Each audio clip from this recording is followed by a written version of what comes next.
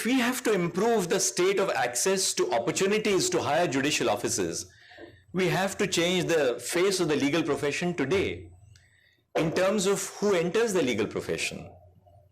And the responsibility for that is not just of the government or the higher judiciary. The responsibility for that is of all of you as citizens, as lawyers.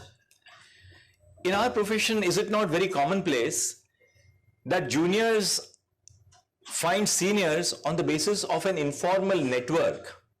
Some will call it an old boys club, but at least there are networks. We do not have a merit-based method of selecting young lawyers who will be recruited to chambers. How many seniors pay their juniors decent salaries?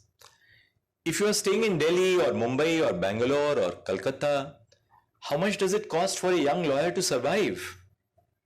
Even in a place like Allahabad, if a young lawyer is coming in from the districts, you have to find place to stay, you have to find place to pay, some rent to pay, transportation, food.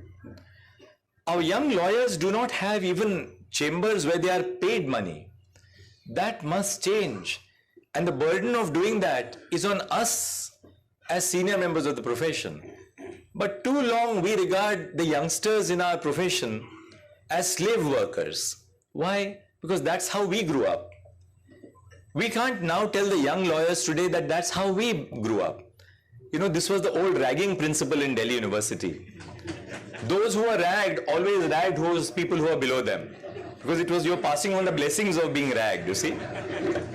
Sometimes it got very bad. But the point is that seniors today cannot say that, well, that's how I learned the law in the hard way, and therefore I will now not pay my juniors. Those times were very different. Families were smaller, there was family resources, and so many young lawyers who could have made it to the top never made it, for the simple reason that they had no resources. So this structure of the legal profession, which is so patriarchal, sometimes so caste-based, has to change so that we as lawyers discharge our duties to our society to make the legal profession open up to our people from different communities, from the marginalized groups in our society.